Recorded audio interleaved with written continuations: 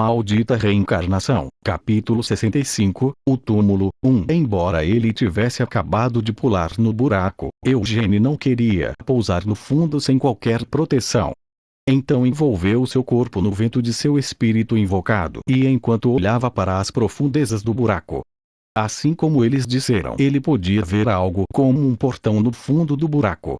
Um enorme portão feito de algum material desconhecido foi instalado no lugar de um piso. O portão não estava bem fechado. Havia uma abertura grande o suficiente para as pessoas entrarem e passarem. Vendo essa intrusão com seus próprios olhos, o cabelo de Eugênio não pôde deixar de se eriçar de raiva e intenção assassina. O portão lá embaixo foi descoberto 6 anos atrás, mas foi impossível para os xamãs de areia de Naama abrirem o portão com suas capacidades. Foi por isso que Amélia Mervyn foi chamada ali para abrir aquele portão. Grick. Os dentes de Eugênio rangeram um contra o outro. Impaciente, ele acelerou sua queda até ficar bem na frente do portão, mas não passou imediatamente. Em vez disso, respirou fundo algumas vezes e acalmou suas emoções ferventes.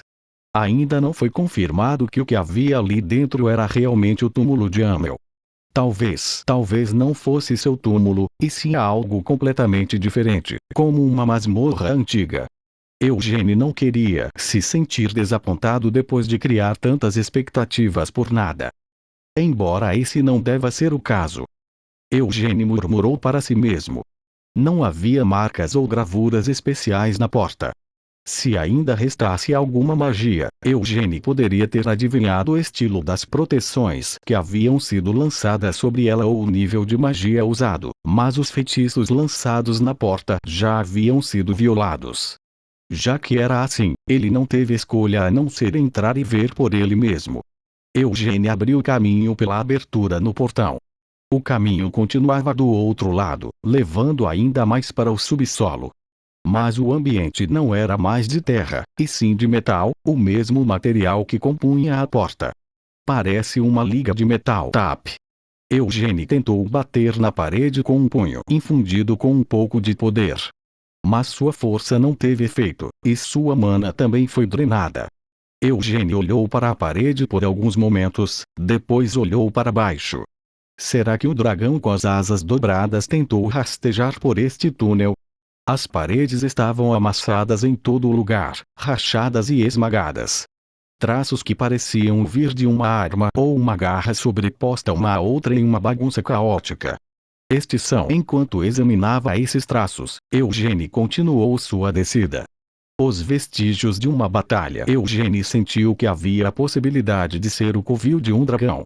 No entanto, a evidência que viu parecia muito violenta para as marcas que o dragão poderia deixar enquanto se revirava durante o sono. Não tenho certeza que tipo de arma poderia ter causado isso. São estes os cortes deixados por brandir uma lâmina? Também parece que a parede pode ter sido cortada em alguns lugares. Em primeiro lugar, a mana necessária para um ataque desse tamanho era impossível dizer mais alguma coisa pelos rastros. Embora Eugênio tivesse certeza de que esses eram os vestígios deixados por uma batalha, não conseguia adivinhar quantas pessoas havia, ou por que lutaram ou como lutaram. Mesmo que sentisse que não poderia simplesmente ignorar esses vestígios, não parecia que continuar a examiná-los produziria mais resultados. Eugênio desviou sua atenção da parede e continuou descendo. Ao fazer isso, percebeu algumas coisas. Esta passagem deve ter originalmente escondido dezenas, talvez até centenas, de armadilhas. No entanto, seja porque todas foram pegas na batalha que ocorreu ou se lidaram com elas quando Amélia Mervyn invadiu, todas as armadilhas haviam sido destruídas. Não é como se eu fosse algum tipo de imperador. Então, não seria um pouco de exagero montar tantas armadilhas no meu túmulo? Esse pensamento fez sua conclusão inicial parecer instável. Não importa como Eugênio olhasse para isso, este lugar parecia mais o covil de um dragão do que o túmulo de alguém. No entanto, uma vez que Eugênio passou pela passagem e chegou ao próximo andar, esses pensamentos desapareceram completamente. Eugênio ficou pasmo enquanto olhava para frente. No centro do chão havia uma estátua. Não havia como Eugênio não reconhecer isso. Era uma estátua do que ele parecia em sua vida passada, uma estátua de Amel. Eugênio engoliu em seco e foi até a estátua. A razão pela qual ele poderia se lembrar tão claramente dessa estátua e reconhecê-la não era apenas porque a estátua foi esculpida na imagem de sua vida anterior. Era também porque Eugênio já tinha visto tal imagem uma vez antes. Na Biblioteca Real de Arot, Acreon. Dentro do Salão de Siena deixou para trás um registro das aparições de seus ex-companheiros lá. O grande Vermouth. O corajoso Morton. A fiel Anise. Amel, o tolo. Ada. Eugênio começou a rir enquanto balançava a cabeça.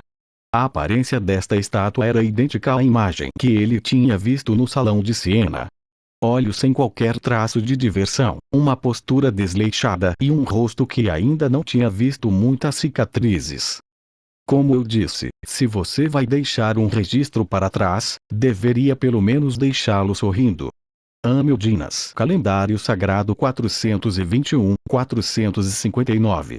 Ele era um filho da puta, um idiota, um arrombado, um imbecil, um pedaço de lixo. Mas também era corajoso, fiel, sábio e grande. Em memória deste homem estúpido, que se sacrificou por todos e foi o primeiro a nos deixar.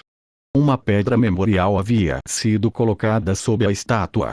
Eugênio ficou ali parado, olhando para a pedra memorial. Ele reconheceu a caligrafia nele. Na caligrafia grande de Mormon estava a palavra corajoso. Na caligrafia perfeita de Anise estava a palavra fiel. Na caligrafia torta de Siena estava a palavra sábio. E na caligrafia afiada de Vermouth estava a palavra grande. Ah, porra! Eugênio chegou sem qualquer calor e esfregou o nariz. Seus olhos estavam ficando embaçados e seu nariz estava entupido. Ele sentiu a necessidade de esfregar os olhos, mas se recusou a fazê-lo. Embora ninguém estivesse olhando para ele, não queria admitir para si mesmo que foi realmente levado às lágrimas na frente desta estátua e pedra memorial ao enxugá-los. Essas palavras deveriam ter sido ditas para mim enquanto eu estava vivo. Qual é a utilidade de escrevê-las na minha lápide depois que eu morro? Como eu poderia vê-las, seus idiotas? Eugênio reclamou enquanto descansava a mão na lápide. Mas Eugênio não podia se perder em suas próprias emoções. É estranho. A estátua e a lápide estavam em excelentes condições. Nenhum pedaço foi quebrado e elas não mostravam nenhum sinal de envelhecimento, apesar das centenas de anos que se passaram desde que foram criadas. Mas isso não foi o suficiente para ser considerado estranho. A magia era uma ferramenta conveniente. Se a magia de preservação tivesse sido aplicada corretamente, os itens poderiam ser mantidos por centenas de anos sem nenhum sinal de envelhecimento. Isso a menos que fossem intencionalmente quebrados. Ignorando as lágrimas escorrendo pelo seu rosto, Eugênio olhou ao redor. Este lugar era uma ruína. Não podia deixar de vê-lo como tal. Vestígios de batalha definitivamente haviam sido deixados na passagem, mas ver essas ruínas fez com que eles parecessem mais os resultados de uma brincadeira de criança.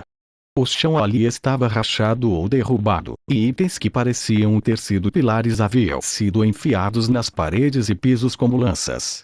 A estátua de Amel e a pedra memorial eram as únicas coisas que não estavam quebradas e ainda intactas.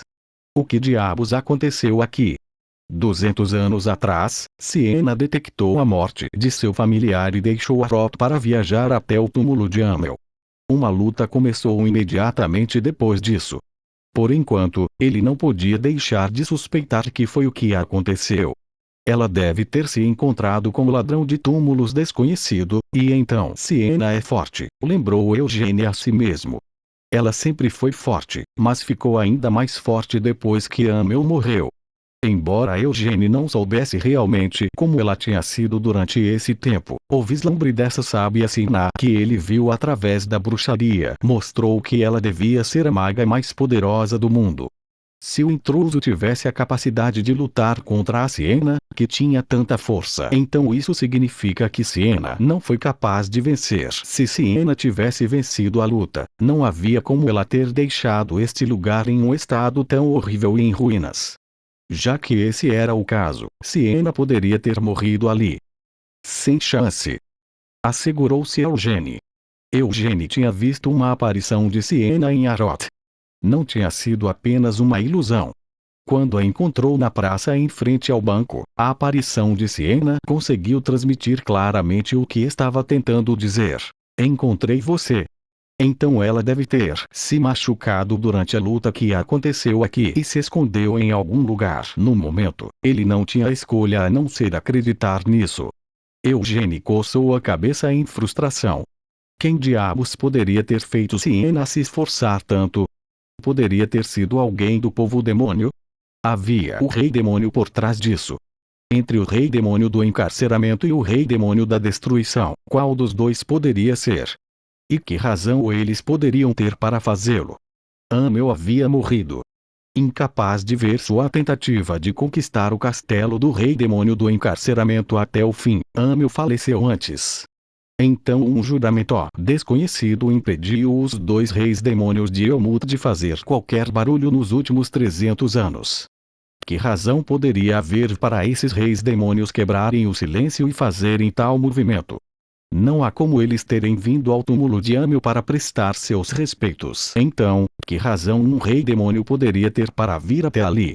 Enquanto coçava a cabeça, Eugene girou no local.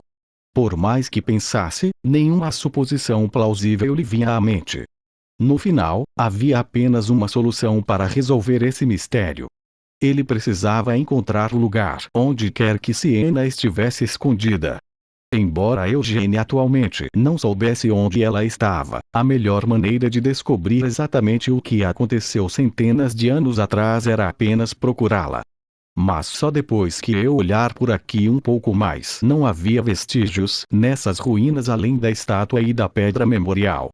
Olhando para este interior espaçoso e todas as estruturas quebradas, parecia que todo tipo de coisa havia sido armazenada ali antes que o lugar ficasse em tal estado. Mas por enquanto, Eugene apenas deu uma rápida olhada ao redor. Eugene examinou os pilares que caíram no chão. Era difícil ver por causa de todas as rachaduras, mas se olhasse de perto, elas estavam inscritas com palavras que eram aproximadamente do mesmo tamanho que sementes de gergelim. Essas palavras faziam parte das técnicas mágicas usadas para criar o túmulo, mas a escrita estava tão fragmentada que era impossível dizer como sua forma original havia sido. Mas nem tudo era apenas magia. Além das runas mágicas rabiscadas de Siena, outras coisas também foram escritas nelas. Todo-Poderoso Deus da Luz, por favor, proteja e cuide deste cordeiro tolo. Guie-o com amor e misericórdia ao seu descanso após sua árdua jornada, e mesmo quando a escuridão cair no caminho deste cordeiro, por favor, mostre-lhe o caminho com sua luz. Anise, sua filha da puta. Eu te disse que não acredito nos deuses. Queime os pecados que ele cometeu durante sua vida com sua chama sagrada. E, por favor, abra a porta para o céu, que está cheio de paz e felicidade, não a porta onde apenas a dor e o desespero esperam. Se suas boas ações não são suficientes para ele entrar no céu, por favor, permita-me arcar com suas dívidas para que possamos um dia nos reunirmos. Cadela podre. Disse Eugene com um suspiro e deu um tapinha no pilar caído. Eugene podia imaginar claramente como este local era antes de ser transformado em ruínas. Não era tão difícil lembrar como deve ter sido, porque ele conseguia lembrar claramente que tipo de pessoa seus companheiros tinham sido. Morro, aquele idiota, deve ter erguido esses pilares com o rosto cheio de lágrimas e ranho que não combinava com seu corpo musculoso. Embora fosse simples fazer tal trabalho usando magia, Morun teria insistido em fazê-lo pessoalmente. Ele pode até ter sido aquele a cavar pessoalmente todo o caminho através da terra, chegando nessas profundezas. Siena, aquela garota também estaria chorando. Pouco antes de Amel morrer, Siena era a que mais chorava. Moron teria tentado fazer a estátua ele mesmo, apenas para Siena gritar com ele para não ser tão desagradável. Então ela teria feito uma estátua de Amiel com base na imagem que guardou dele em suas memórias. Enquanto esculpia orações nesses pilares, Anise teria apontado algo sem sequer olhar para a estátua. Ela teria perguntado: você não acha que Amiel era mais feio do que isso? Enquanto continuava a exalar o leve cheiro de álcool, Anise teria feito o possível para conter as lágrimas. Era assim que Anise era, mesmo quando Amiel estava morrendo. Enquanto tomava goles da pouca água benta que havia deixado, Anise pediu a ele que considerasse se converter ao seu Deus e no final, lhe deu um último gole. Quanto ao vermouth, estaria chorando. Eugênie simplesmente não conseguia imaginar a aparência de vermouth derramando lágrimas. Talvez ele pudesse ter continuado se culpando mesmo depois de ter percorrido todo esse caminho. Ainda insistindo que não havia necessidade de Amiel ter empurrado Vermouth para fora do caminho daquele ataque apenas para ser atingido pelo golpe que finalmente o matou. Vermouth pôde até ter se culpado por Amiel ter sido forçado a se tornar o tanque do grupo. Afinal, eles não tinham outra opção a não ser usar Amiel nesse papel quando estavam enfrentando os dois subordinados mais fortes do Rei Demônio do Encarceramento, o Cajado e o Escudo. Nas memórias de Eugênie não, nas memórias de Amiel, Vermouth era exatamente esse tipo de cara. Tanto antes quanto depois de entrar em Elmut, ao ver os cadáveres daqueles que foram mortos por bestas demoníacas, demônios, monstros e outras coisas semelhantes, Vermouth também dizia as mesmas frases, apesar desses cadáveres não terem nada a ver com ele. Eu poderia tê-lo salvado. Eu deveria tê-lo salvado. Eles não precisavam morrer. Dizer coisas assim era um mau hábito de Vermouth. Especialmente sempre que seus companheiros sofriam uma lesão inevitável durante a jornada. Mesmo quando conseguiam sobreviver depois de derrotar um inimigo poderoso. Enquanto todo mundo estava ficando bêbado de alegria, com um sentimento de realização, sem se importar com a dor de seus ferimentos, Vermouth se afundava em sua autoculpa. Não havia necessidade de você se machucarem. Eu deveria ter sido melhor. Vermouth sempre murmurava tais autorrecriminações. Arrombado, por que você está falando tanta besteira de novo? O que quer dizer com não havia necessidade de só eu deveria ter sido melhor? Ei, você acha que é um deus? Você é apenas um humano como nós, não é? Então, o que te faz pensar que pode fazer tudo sozinho? Se fosse capaz de fazer isso, então cacete, por que nos trouxe junto com você? Amiel, pare de incomodar Sir Vermouth. Não se meta, Anise. Você também estalou sua língua agora mesmo. Realmente acha que eu não notaria seu desejo de colocar algum bom senso na cabeça desse maldito e fazê-lo perceber que está sendo um idiota por falar tanta besteira? Não estalei a língua por causa de Sir Vermouth. Estalei minha língua porque sabia que você iria proferir algum tipo de bobagem. Realmente está tratando nós dois como um par de idiotas. Ao recordar do passado, Eugênie relembrou uma conversa que nunca mais poderia acontecer. Embora tenha chorado um pouco quando viu a estátua e a pedra memorial, essas malditas lágrimas estavam fluindo mais uma vez. Como da última vez, Eugênie se recusou a enxugá-las. Em vez disso, ele apenas permitiu que elas fluíssem. Ele não tentou pará-las ou impedi-las. Se não em um momento como este, quando mais se deveria chorar? Todo o resto está quebrado, mas havia apenas um lugar que não parecia ter sido destruído. Havia uma porta na parede atrás da estátua. Eugênie olhou para ela. Ao contrário da estátua e da pedra memorial, que não apresentavam traços de danos, a porta apresentava muitos arranhões. No entanto, não foi completamente destruída. Eugênie se aproximou da porta. Embora parecesse intacta na superfície, o interior da sala também podia ter sido destruído. Por enquanto, isso era tudo o que poderia esperar. Eugênie não queria ficar com a expectativa muito alta. Creak! A porta não estava trancada. Enquanto respirava fundo, Eugênie abriu a porta e olhou para dentro. Assim como esperava, o interior da sala estava uma bagunça. Do telhado às paredes, nada parecia ter permanecido intacto. No entanto, na outra extremidade de um longo corredor havia outra porta sem um único arranhão. E alguém estava sentado na parte inferior da porta com as costas encostadas nela. Sua aparência fez com que Eugênie engasgasse inconscientemente. Como não tinha certeza se algo poderia acontecer a qualquer momento, Eugênie estava em constante estado de tensão. Mas mesmo assim, não foi capaz de notar a presença deste homem. E esse ainda era o caso até agora. Apesar de ter os dois olhos nele, Eugênie ainda não conseguia sentir nada dele. O homem se levantou. Todo o seu corpo estava coberto por uma armadura preta com um capacete cheio que cobria seu rosto. De dentro deste capacete, uma luz vermelha brilhante piscou. "Quem é você?" Eugênie exigiu enquanto olhava para o homem que se levantou. "Por que você está sentado aí, bloqueando aquela porta?" A outra pessoa não respondeu. Em vez disso, apenas cambaleou mais perto.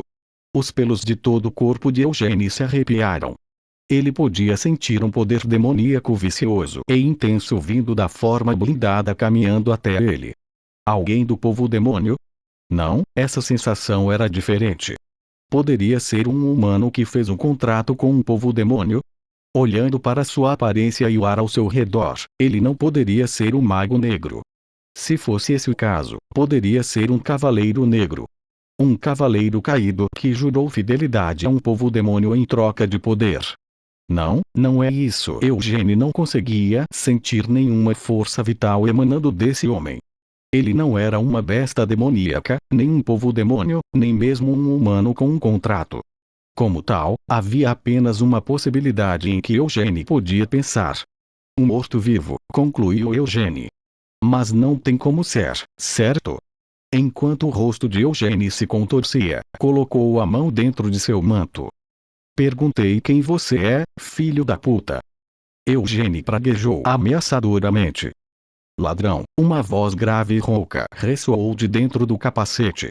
A julgar pelo fato de ter respondido, parecia que essa coisa ainda tinha alguma capacidade de raciocinar. Seu nome? Grunhiu Eugênie ao sentir uma estranha mistura de ansiedade, raiva e desejo assassino. Ele escolheu não esconder sua óbvia hostilidade. Seu manto esvoaçava ao redor dele enquanto chamas azuis engoliam Eugênie. Eugênie exigiu mais uma vez. Eu disse, me fale seu nome, seu filho da puta. Eu sou, o morto-vivo parou. O cavaleiro da morte puxou sua espada. Era uma espada longa preta como breu. Uma espada que Eugênie não reconheceu. O monstro morto-vivo finalmente respondeu à sua pergunta. Eu sou Amel, o tolo. O que você disse, seu filho da puta? Eugênie latiu quando esta resposta o pegou desprevenido. Amel? Você está afirmando ser Amel, o tolo, sério? Crack crack crack. O chão sob os pés de Eugênie quebrou sob a pressão que ele estava emitindo. Eu sou Amel. Mas não havia necessidade dele dizer isso. Eugênie não tinha a intenção de competir com este cavaleiro da morte à sua frente sobre quem era o verdadeiro Amel.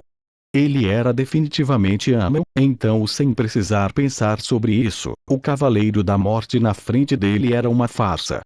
Eugênie deu um sermão ao falso.